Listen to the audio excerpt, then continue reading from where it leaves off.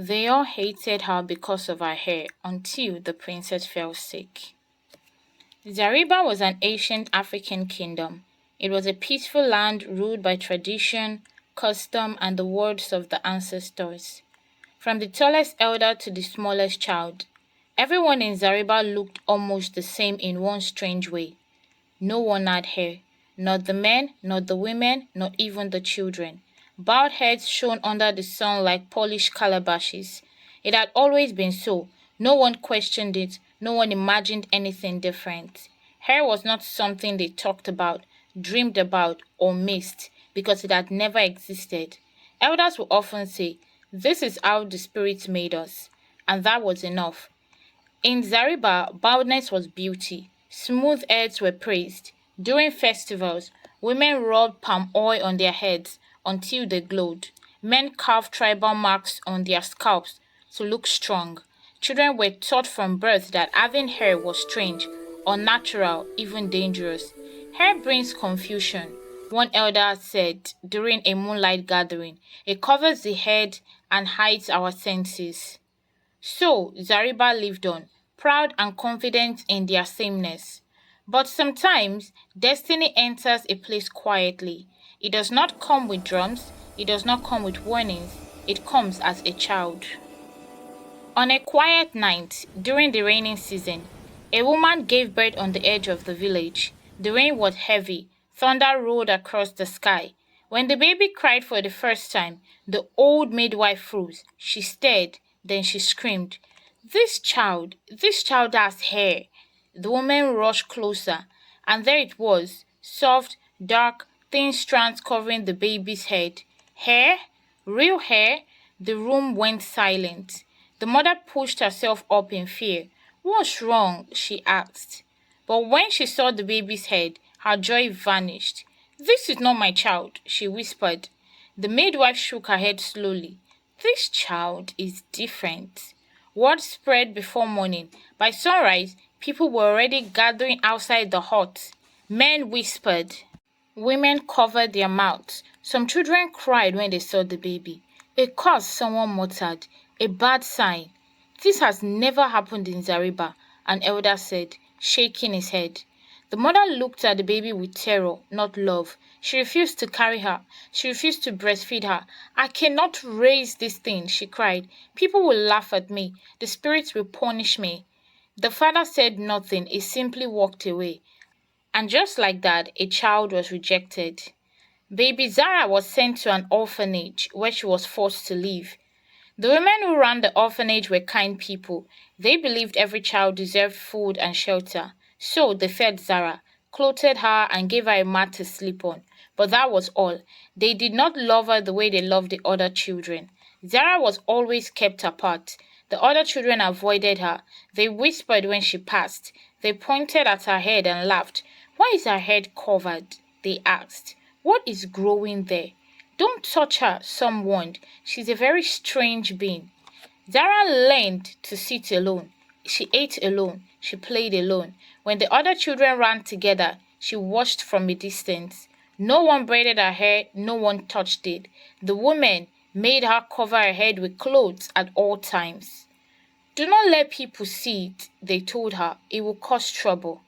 Zara grew quiet. She learned not to ask questions. She learned not to cry in front of others.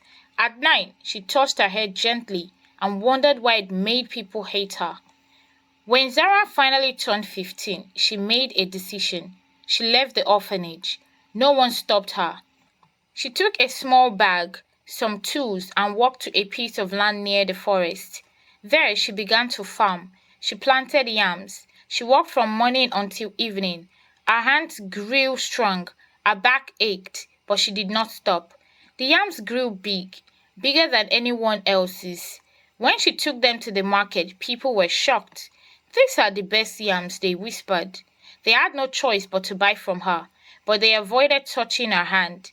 They threw the money on the ground. They spoke behind her back as she walked away. "That is the hair girl. She's not normal. Do not get close." Zara heard everything. When she turned 17, she was known across Zariba, not for her kindness, not for her hard work, but for her hair. Children ran away when they saw her. Women pulled their children close. Men looked at her with fear and disgust. Zara walked through the village alone, her basket on her head, her back straight. There was nothing she could do about the hair. One time she tried cutting it and it grew longer, so she left it. She had learned something important. They could hate her, they could fear her, but they could not ignore her. And deep inside Zariba, where traditions ruled without mercy, destiny was waiting. One morning, before the sun fully rose, the palace drums began to beat. The sound was fast and afraid. People stopped what they were doing. Women froze with baskets on their heads. Men dropped their tools. Everyone knew that sound. Something was wrong. The princess of Zariba was sick. Not just sick, she was dying. Inside the palace, the princess lay her head on a bed, shaking badly. Even though thick clothes covered her, her body was cold like river water at night. Her teeth shattered. At the same time, her head burned with heat. She cried out in pain, calling for her mother. The best healers were called. They mixed herbs, they burned leaves, they sang healing songs. Nothing worked. The priests were called next. They prayed to the spirits, they made sacrifices, they stayed up all night chanting. Still, the princess grew weaker. Her breathing became slow. Her eyes lost their light. The palace filled with fear. At last, the chief priest asked everyone to leave the room. When he returned, his face was pale. His voice shook as he spoke. There is only one cure, he said. The king stood up quickly. Speak. The priest swallowed hard and said, Hair. Then the room went silent. The king laughed once sharply. That is impossible, he said. No one in Zariba has hair. The chief priest bowed his head. One person does, he said quietly. The king's laughter stopped. The room grew cold. You mean the girl? The king said slowly. Yes, Zara. The girl everyone avoided, the girl everyone feared, the girl with hair. The king clenched his fist. He did not like the idea, but he looked at his daughter, pale and shaking on the bed. Okay then. Guards, go, he said at last. Find her. The palace drums beat again, this time louder. Across Zariba, people whispered in shock. The hair girl, she's needed for the princess. Far from the palace, Zara was on her farm, digging the soil with calm hands. She did not know yet, but destiny was already walking towards her.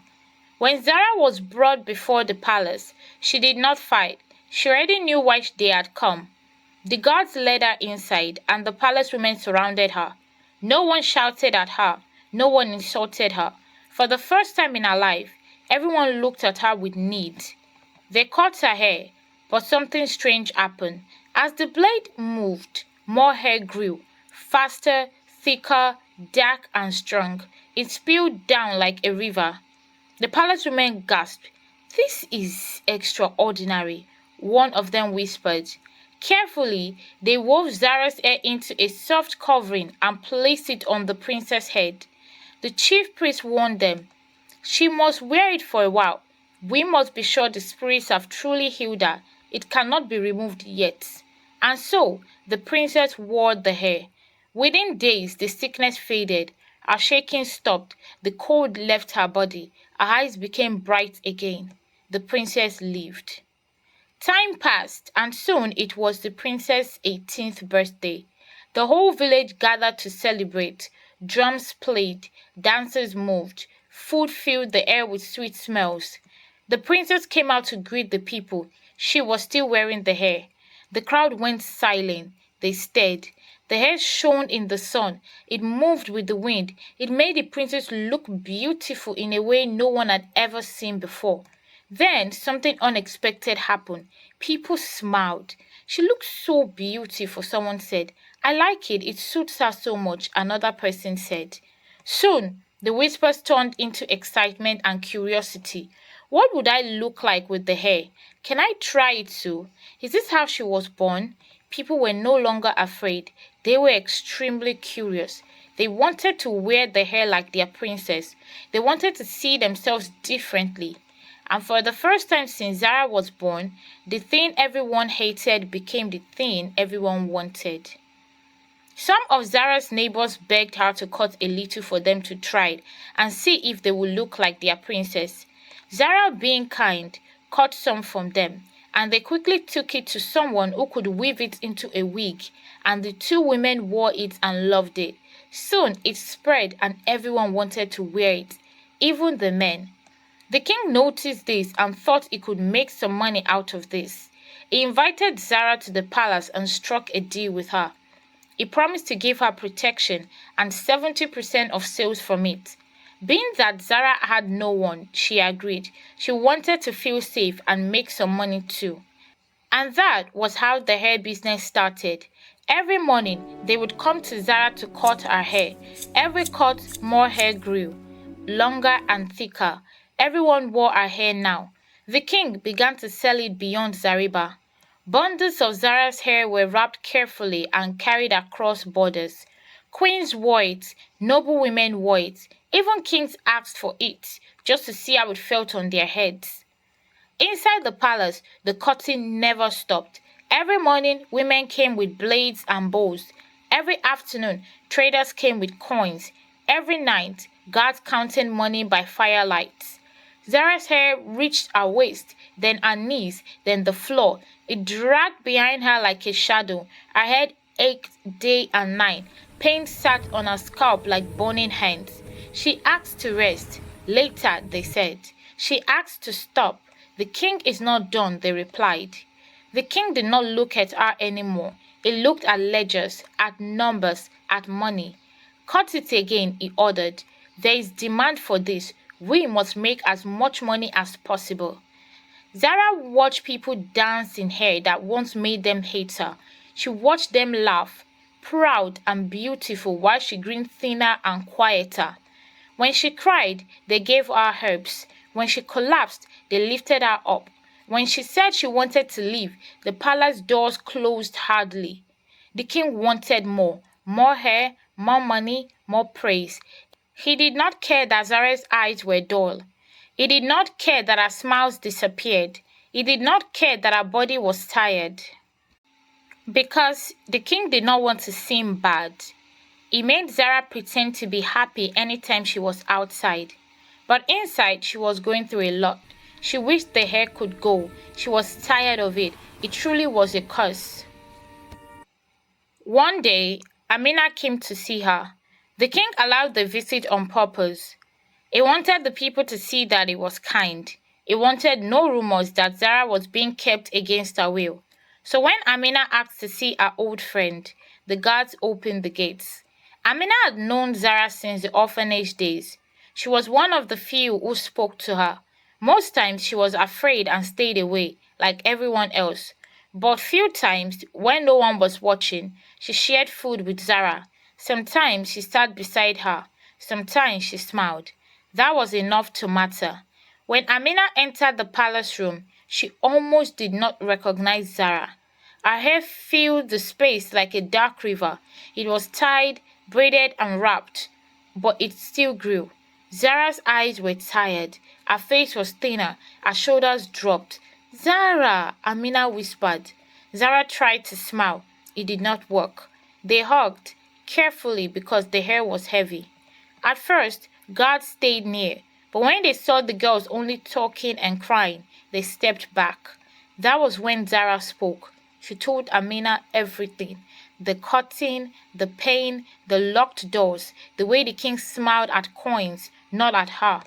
They will never stop, Zara whispered. As long as this hair grows, they will never leave me alone. They will never let me go, and I am so tired. Amina held her hands tightly. Her jaw set. I will help you, she said. I promise.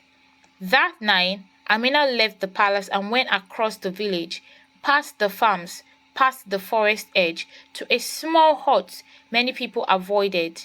Inside lived an old man who knew things people feared to know. He listened quietly as Amina spoke. When she finished, he nodded slowly. You know what? There is only one way, he said. What way? Amina asked. The old man's voice was heavy. The hair must be cut from the roots, from the scalp itself, not trimmed, not shaved gently. Amina's breath caught. It will hurt, the old man continued. Great pain. Once the cutting begins, it must not stop. No breaks, no fear, no interruption. She must continue cutting it until every hair is gone. Amina asked, "Why is that?" The old man explained, "If you stop, the power will close forever. The hair will never be touched again. It will be permanent." Amina swallowed. "And it must be done with a blade," the old man continued. "Directly, scraped clean. No matter how painful it is, she must continue." Amina felt cold. "But if she endures," he finished, "the hair will never grow again. Ever." Amina returned to the palace before dawn. She found Zara awake. Zara listened without speaking. When Amina finished, Zara closed her eyes. It was a lot, but she was ready. This life was not worth it anymore, and she wanted the freedom. This hair had caused her a lot of pain, Here, and she was take ready to let all of it It's go. yours now. "I am ready," I'll keep it Zara said quietly. Tuesday morning came. The palace was quiet. Zara locked herself inside the bathing room. She looked at her reflection. "I choose myself," she said confidently. The blade touched her scalp. She screamed. Blood fell, hair fell, pain tore through her body. Guards heard the cry and banged the door non-stop. "Open!" they shouted. She did not stop. When they broke in, she was bowed already, with blood dripping from her head. The king shouted in anger. "You have destroyed a part of Zariba's wealth," he roared. Zara stood weak but upright. Her head was bare. Blood had dried. The pain was real, but the weight was gone. Zara stepped forward and looked the king in the eyes. She did not know where that confidence had come from, but she was just ready to speak her mind. "You destroyed my life first. I trusted you. You said you would give me protection, and now you did this to me. You did not care how I felt. You did not care what was wrong with me. I am so tired of all this," she said calmly. The king wanted to punish her. He wanted to kill Zara, but he could not. Too many people had seen her. Too many questions would be asked. The truth would spread. So, he chose another way. That night, without drums or noise, Zara was thrown out of the palace. No ceremony, no goodbye, no thank yous, nothing. Just darkness. Zara walked slowly until her strength failed. She slept in an old empty hut at the edge of the village. The wind touched her head gently. For the first time in her life, nothing pulled at her scalp. When morning came, the pain was gone. Her head was smooth, light and free. She stepped outside. The breeze kissed her skin and she smiled. She was no longer the hair girl. She was just Zara. She remembered what Amina had said before she dropped the blade with her. She promised to come back for her because she expected that the king would throw Zara out. Zara believed her, so she stood there, breathing freely, waiting, and deep in her heart, she knew Zariba would never be the same again. Thank you all once again for staying for another interesting story. Please don't forget to like and subscribe to not miss stories like this. See you next time. Bye.